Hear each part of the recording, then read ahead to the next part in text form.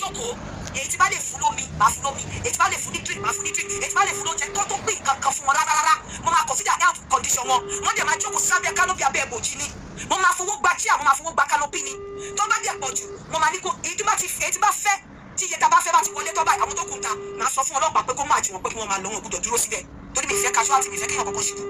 Èèyàn ṣe charity ó pe àwọn ọmọ 5,000 ọmọ síbẹ̀ ó lóun ti ṣe 4,000 that means pé àwọn ọmọ yẹn ti kú tẹ́lẹ̀ àmọ́ that is tó bá jẹ́ pé lóòótọ́ ló ṣe 4,000 ó wá pé 5,000 ọmọ lẹ́ẹ̀kan ó pè wọ́n sí ìta gbangba tí mọ́tò lè tí bírèkì lè lose tó lè tí bírèkì mọ́tò tó lè tó lè wọ àárín àwọn ọmọ yẹn ó dẹ̀ finish wọn lọ. Kọ̀nsídà yẹn ẹ̀yin mídíà gọ́ọ̀nà Ṣèyí Mákindé ẹ̀yin Tóyìn Balógun ò kọ̀nsídà yẹn mọ́tò lè wàárí àwọn ọmọ yẹn lọ mọ́tò wàá wàárí wọn lọ béèrè ẹ̀yin tẹ́ ẹ ṣe interview béèrè pé ambulance mélòó ló ti gbà ọlọ́pàá mélòó ló gbà crowd control ogun ló fẹ́ ṣe ò mọ̀ pé heat stroke àwọn ọkọ̀ heat stroke lè pa wọ́n àwọn ọmọ kan lè ní seizure àwọn ìyá wọn tó mú wọn pa gan àwọn míì lè wà diabetes nínú wọn. àǹtí Yínká ẹ̀dẹ̀ bẹ̀rù Ọlọ́run pẹ̀lú ọ̀rọ̀ tẹ́ ẹ sọ yìí ẹ bẹ̀rù Ọlọ́run ẹ má because mo sọ̀rọ̀ kan lánàá pé ẹ má jẹ́ ká máa tún bu iyọ̀ sójú egbò àwọn tí ṣẹlẹ̀ sí torí tó bá ń gbọ́ ọ̀pọ̀lọpọ̀ nǹkan tí ẹ̀ ń sọ yìí wọ́n á sì wà wù ẹ̀yin ń sọ wípé orí títì ni wọ́n kó àwọn ọmọ yẹn sí orí títì ni wọ́n fi ṣe venue program yẹn ó já ẹgbọ́n kan tí Ọ̀gọ́rí Yọmí sọ. èmi ni mo change èmi tó fẹ́ lò tẹ́lẹ̀ kiri èmi sì mo sọ fún ọ kó ibi tẹ́ fẹ́ lò yẹn kiri venue tí wọ́n lò yìí 150,000. Capacity. Alaji. Very, very big. Anybody can go and check. Yes, ma'am. Ṣé ẹ sọ wípé ibi tó fẹ́ lò yìí can take the capacity of 150,000 people? Anybody can go and check. Islamic high school Bashaun náà pé very, very big. Ó já mọ́ Bashaun, ó já mọ́ Bódìjà. Òun ló fẹ́ tóbi jù nínú àwọn secondary school tó wà lọ́yọ̀ sí tó ní open ground tó dẹ̀ maintain ẹ̀. So nítorí pé wọ́n ti sanwó síbi kan tẹ́lẹ̀ tó kéré tí mi dẹ̀ fẹ́ avoid irú nǹkan tó ṣẹlẹ̀ èmi gángan ni mo bá wọn sanwó ibi ká má bàa lóbi tó kéré.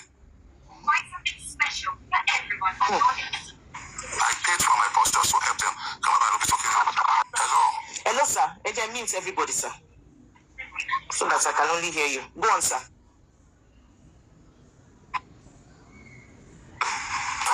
Yes sir, yes sir.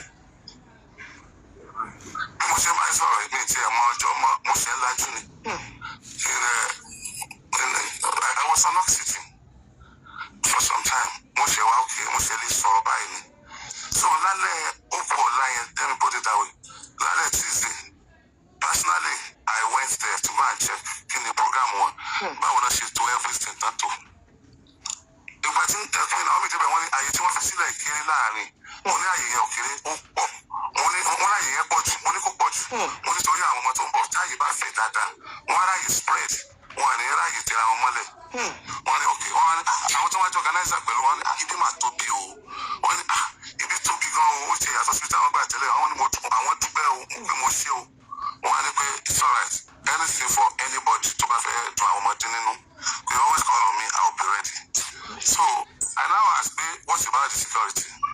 They said security is intact. The security will be here by 8 o'clock in the morning. Mobo, I heard that too. So, good. I left to my house. I didn't know moto yabisa tindana mo ambe titi 12:30 ládòrò. Just to make sure going kaka fuck up. Torí èmi bàjẹ́ tí mo bá ti lọ́wọ́ sí nǹkan mo máa fẹ́ kó lọ perfectly. Kò sẹ́ni tó perfect o, mi náà gbọ́n omi ìmọ̀ kan ṣe o. Ó tó bá ti kà ọmọ kékeré ẹ̀rù máa ń bà mí. Wọ́n wá fún wọn ní tips pé Ìbàdàn yàtọ̀ síbi tẹ̀ tí máa ń lò. Ìbàdàn yàtọ̀ síbi tẹ̀ tí máa ń lò. Wọ́n ní torí táwọn fi wá sọ́dọ̀ mi náà nìyẹn. Wọ́n ní báwo la ṣe máa wọlé mo ní I will provide 200 people from my office. Mo lè yan 200 ló máa wà tó máa fún wọn ticket. Ṣé ẹ ti gbọ́ bẹ́yẹn? Picture ibẹ̀ lélẹ́yìí tẹ́ ń wò yìí. Picture ibẹ̀ lélẹ́yìí. Inú ibẹ̀ lẹ́tún wò yìí. Àwọn chairs tí wọ́n tò síbẹ̀ lè canopies tí wọ́n tò síbẹ̀ lẹ́ ń wò yìí. Ṣùgbọ́n ìgbà tẹ́yìn máa sọ̀rọ̀ ńsìn ẹ̀yin lórí títì ni. Ẹni ṣe trailer lè wà kó tàwọn èèyàn pa ń bẹ̀. Kí ló dé táwọn give wrong information báyìí? Kí ló dé táwọn ṣe bí eléyìí? Kí la fẹ́ gbà ń bẹ̀? Kí la fẹ́ gbà ń bẹ̀? Kí lè rí wa? Ẹ dá mi lóhùn. kí lè rí wa ọ̀pọ̀lọpọ̀ wa ń sọ̀rọ̀ bẹ́ni pé àwọn làwọn mọ̀ tán ọ̀pọ̀lọpọ̀ wa ń sọ̀rọ̀ bẹ́ni pé àwọn ò lè ṣàṣìṣe nǹkan tó ṣẹlẹ̀ yìí kò sẹ́ni tó dùn mọ́nú torí abiyamọ ni gbogbo wa kò sí èèyàn tó dùn mọ́nú kò dùn mọ́ Oríyọmí Hamzat nù kò dùn mọ́ olórí nù kò dùn mọ́ mi nù kò dùn mọ́ anybody nù ṣùgbọ́n ẹ má jẹ́ ká máa tún pa irọ́ kiri bẹ́ẹ̀ sì ń parọ́ kiri yẹn àwọn tí ọmọ wọn bá ìṣẹ̀lẹ̀ yẹn lọ kílẹ̀ ojú wo lẹ fẹ́ ká máa fi wo Oríyọmí Hamzat ojú wo lẹ fẹ́ ká máa fi wo olórí báwo lẹ fẹ́ ká máa rò kílẹ̀ fẹ́ gbà nínú irọ́ pípa yìí gangan bẹ́ẹ̀ nǹkan tí àwa kan fi gbọ́dọ̀ sọ lórí ọ̀rọ̀ ẹni wípé àwọn kan wà tí wọ́n wá sórí social media tí wọ́n ń sọ wípé àwọn tó organize program yẹn wọ́n organize ẹ̀ dáadáa ìgbàkàwò kan nígbà tí ẹ̀yin mọ̀ pé wọ́n organize ẹ̀ dáadáa níjọ́ tí olórí wá sórí rédíò wá sọ̀rọ̀ kí ló dé tẹ̀ give advice tí yín supportive advice tí yín or supporting advice tí yín pé olórí o mo dúró nǹkan báyìí ẹ̀yin tẹ̀ sún Ògúnríyọmí kí ló dé tẹ̀ pé Ògúnríyọmí o irú nkíní yìí o àwa náà ti máa ń ṣe o àdé àbáyé làwa náà ni o kí ló dé ó sì jẹ́ pé ìgbà tí nǹkan wá ṣẹlẹ̀ lè wá ṣẹ̀ ń jáde pé kì í ṣe bẹ́ẹ̀ ṣe kí wọ́n ṣiṣẹ́ kì í ṣe bẹ́ẹ̀ kí wọ́n ṣiṣẹ́ kí ló dé tẹ̀ yìí o ṣe give advice yẹn gbà yẹn àwa ń ṣe àárí mi kí la fẹ́ gbà bẹ́ẹ̀. mo fẹ́ kí ẹ mọ̀ nǹkan kan àwọn kan jáde sórí social media wọ́n ń sọ̀rọ̀ bẹ́ni wípé àwọn fẹ́ràn àwọn tí ọmọ wọn bá ṣẹlẹ̀ yẹn lọ tó ṣe pé wọ́n ti ń dó síbi ìṣubú Oríyọmí Hamzat tẹ́lẹ̀ káwọn lè yọ mo fẹ́ kó yé yín lénìí pàápàá lórí program ẹ̀ tó máa ń ṣe ẹgbẹ́nu sí máìkì ṣẹ́yìn pé gbogbo ọ̀pọ̀lọpọ̀ àwọn tó ń tùsírí wọn yẹn nínú wọn dùn ni rárá ọ̀pọ̀lọpọ̀ wọn ni wọ́n ti ń dó síbi ìṣubú ẹ̀ tẹ́lẹ̀ because number one eléyìí tí wọ́n ń pariwo Oríyọmí Hamzat kọ́kọ́ ló ní event yìí wọ́n kàn wá announce or advertise event yìí lórí radio station ẹ̀ ni òun dẹ̀ wá wò wípé ókè kí lòun lè tún fi support kó náà dìde sí ètò yẹn ni nígbà tí ẹnìkan máa sọ tí àǹtí Auto Bola máa sọ ó ní Oríyọmí partner pẹ̀lú olórí Naomi lórí program kò partner pẹ̀lú ẹ̀ káwá ní Oríyọmí ò wá dìde bí kíní ìgbà wá burú jù báyìí lọ ká ní kò tiẹ̀ dìde rárá pé ṣebí ọkàn wá advertise kan lórí rédíò tó ni bọ̀ ó dìde ní dìde pé ẹni tó gbé kíní wá yìí èèyàn mímọ̀ ni kò dẹ̀ kí sọmọ ìlú Ìbàdàn kò ṣe irú ètò nílùú Ìbàdàn rí òun dẹ̀ mọ̀ wá àwọn èèyàn láti kíní ìbá burú jù báyìí lọ so àwọn kan ti ń dúró ní dúró pé àwọn fẹ́ yọ tẹ́lẹ̀ even pàápàá àwọn tán jọ ń ṣorogún òwò gan tán jọ ń ṣorogún òwò tá à ní dárúkọ ní lọ́rọ̀ lórí ọ̀rọ̀ pé mídíà gan ní Ìbàdàn yẹn gan pé sóun nìkan ni ṣé rédíò station yẹn nìkan ni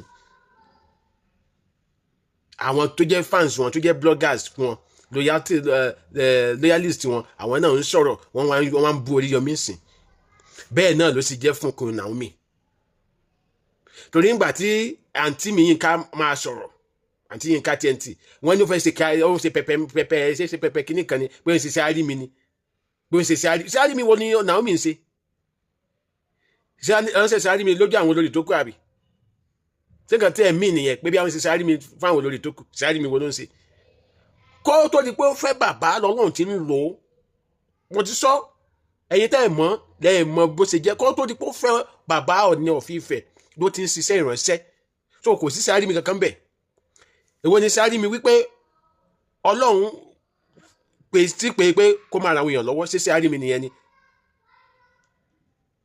àbí tó pé wà announce lórí rédíò ṣé bí Ìbàdàn ṣe tó yẹn ṣé ẹ fẹ́ kó máa lugo agbolé kiri ni àbọ̀ nẹ́ni àkọ́tọ́ kọ́ máa náà sírù nǹkan bẹ́ẹ̀ lórí rédíò so ẹ má jẹ́ ká máa fi ọ̀rọ̀ ẹ lójú kọjá bó ṣe yẹ ẹ má jẹ́ ká máa tutukutu mo bẹ̀ wá ni